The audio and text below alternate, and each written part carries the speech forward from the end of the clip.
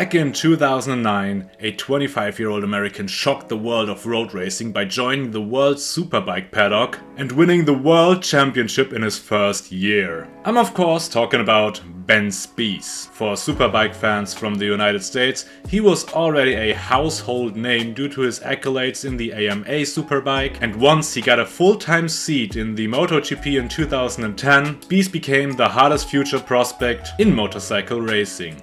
How he rose to the top of the world, why his career was cut short, and why I think he would have been the greatest World Superbike rider in history if he stayed in World Superbike, that's what we're gonna talk about in this video. At the age of 5, Spies started competing in smaller local races, but it wasn't until the age of 7 when he started to become glued to a motorcycle. A friend of his mother had a spare Yamaha YSR 50 at home, which eventually was handed over to Ben. And after that, he and his friend were riding through empty parking lots as much as possible, learning how to knee slide and all the riding techniques. By the age of 10, Spies was already considered an unbeatable force in the junior classes of the States, as he won 27 races in a row. And when he was 15, he could already call 3 amateur championships his own. Spies turned pro the following year and competed in 3 classes in the AMA: Super Stock, Super Sport and Extreme Formula. No, Formula Extreme. All on board the Suzuki GSX-R 600 or the 1000 in case of the Formula Extreme. If you're wondering what the Formula Extreme was, basically it was a big bike racing category with a very loose rule set to ensure a very diverse field of bikes on the grid. In his second year in the Formula Extreme, and for that matter his second year on a leader bike, Spies managed to finish on the podium 7 times, winning half of the races in the calendar, making the 19-year-old the AMA Formula Extreme champion of 2003. After he managed to win 4 races of the 2004 1000cc AMA Super Stock Championship, he was offered a contract by the Suzuki factory team for the AMA Superbike class the following year. At 21 years of age, he finished his rookie season in the AMA Superbike category as a runner-up. The next 3 seasons of the AMA Superbike Championship should be some of the most legendary in history. Spies found his main rival in Matt Ladlin, and the two were going back and forth with the race wins, putting down one heroic performance after another. However, all 3 years in a row, Spies eventually came out on top, making him the American Superbike champion from 2006 up until 2008. And in 2007 he actually became a double champion, as he also won the Superstock Championship alongside his Superbike one. Due to his direct connections to the Suzuki factory, Ben was offered 3 appearances in the MotoGP as a wildcard and replacement rider for Loris Capirossi. Spies finished all of these 3 races in the points and impressed the world with his P6 in Indianapolis. And in 2008, Spies found himself in a rather difficult situation. It was never really his desire to leave the American Superbike Championship and go overseas. He actually wanted to break all the records in America. And up until that point, it was a financially feasible decision, as the top riders in the AMA Superbike could make upwards of $2 million a year. But with the financial crisis and manufacturers cutting their budgets for the AMA Superbike category, Spies got a call from someone close who advised that if he wants to keep making a good living and wants to have enough for his retirement later, he should go all in and move to Europe to compete in a world championship. Yamaha gave him the opportunity. Spies moved to Europe, and the rest is history.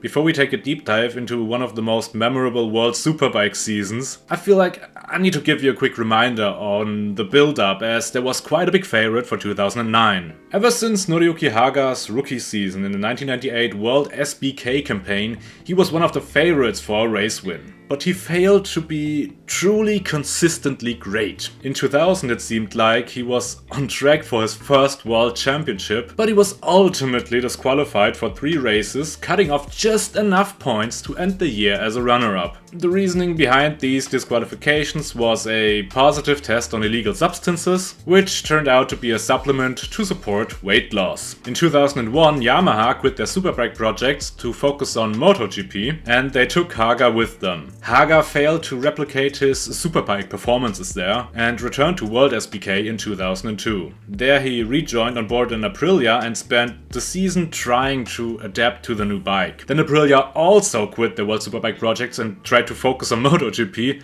and took Haga with them again. Again, failing to adapt to Grand Prix racing, he returned to WorldSBK in 2004. By 2005, Yamaha returned to the Superbike grid, offering Haga a seat and put everything into giving him the tools to become a world champion. But he just couldn't keep up with the likes of Troy Corsa and Troy Bayliss. After the 2008 season, Troy Corsa joined the brand new BMW project, therefore being out of any realistic contention. And Bayliss retired as a world champion, freeing up a seat on board of factory Ducati. Noriyuki Haga went over to Ducati. At 33 years of age, the Japanese therefore found himself in the perfect circumstance, as he was mentally still absolutely hungry for a world championship, physically still just about performative enough to keep up with the young guys, and with an amount of experience under his belt that would put the rest of the field to shame. There was no doubt in anyone's mind that 2009 was Haga's time to shine.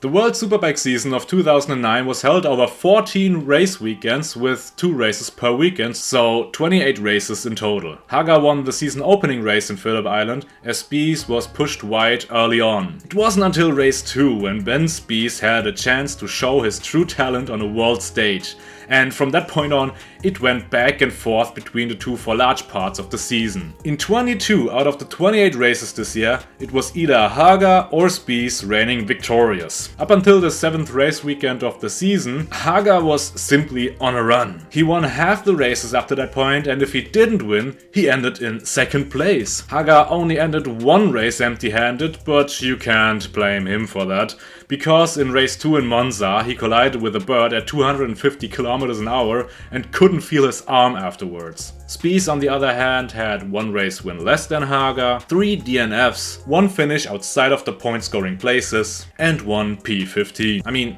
the DNFs make sense. The dude is riding on circuits he's never been to before, on a bike he never rode before.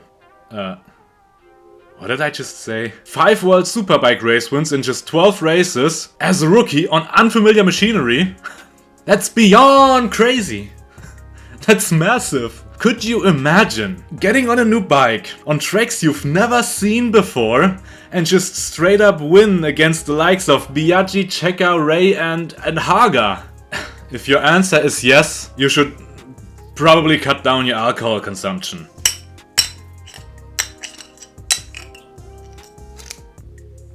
Once the race weekend in Miller Motorsport Park started, Ben Spies just stepped up a gear and took home 25 points after 25 points after 25 points after 7 points after 25 points after 25 points! All while Haga's struggles began. He had a solid point advantage and didn't have any major mishaps, but he basically disappeared out of the fight for a victory until the last 3 race weekends. Ben Spies on the other hand had only 1 more DNF, but never failed to land outside of the top 5. And also, he secured at least 1 race win each weekend. Well, except for the weekend in Imola. Eventually, Haga got back on track and finished on the podium, as well as securing some more race wins. But then the 23rd of October 2009 came around. Ben Spies currently on P2 in the standings with 426 points to his name. Meaning, Haga had a 10-point advantage. While Haga arrived in Portimao with a mathematical advantage, physically he had a disadvantage. Right at the weekend, where the pressure was at its highest, where he'd need 100% focus and his peak physical ability, he caught a really bad flu.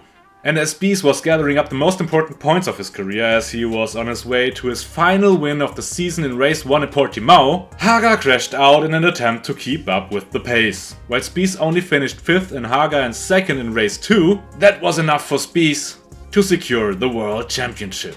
I think this is one of the craziest championships ever. As a rookie in the form of Ben Spies, managed to win it all after an 88-point deficit mid-season. And the most mental bit of additional information is that Ben Spies said that he didn't like the R1 that much. To be more specific, he said that he didn't like the front feel of it. And in the Gypsy Tales podcast, he said that the championship would have looked a whole lot better if he had his AMA Suzuki GSX-R. With a rookie season like that climaxed in winning the world championship. I can't help but feel that if they figured out the R1 more towards the needs and wants of Ben Spies, he would have won so many more championships. However, Yamaha made him an offer that he just couldn't refuse. So we will never know about what could have been in World Superbike. The offer was to bring Ben Spies over to the MotoGP satellite team Tech 3. Yamaha kind of has a habit of bringing Superbike people over to MotoGP. Eddie Lawson, Wayne Rainey, Colin Edwards, James Toseland, Ben Spies, Kyle Crutchlow, Toprak Rasgatliolu.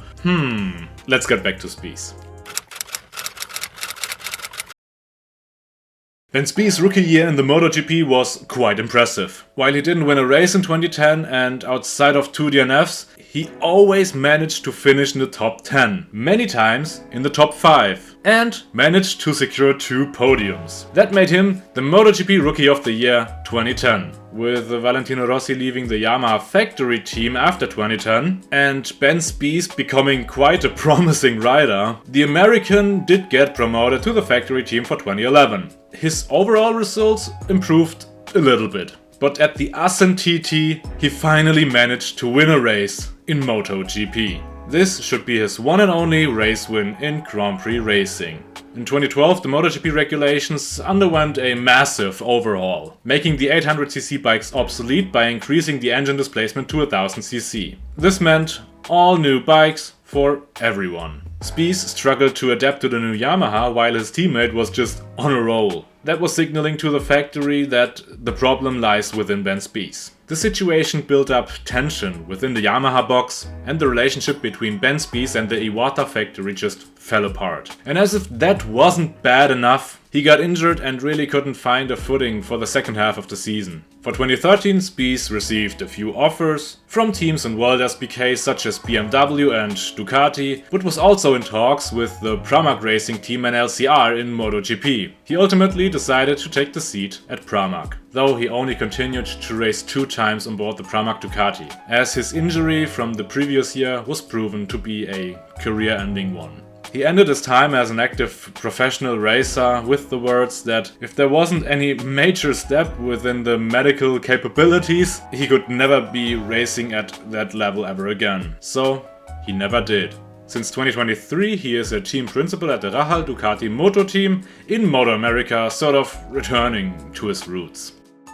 Now that we went over Ben Spies' career, I have a question for you. Do you also think that he could have become the GOAT of WorldSBK? Let me know what you think of this take in the comments below. Thank you for watching, don't forget to subscribe, and until next time. Bye bye!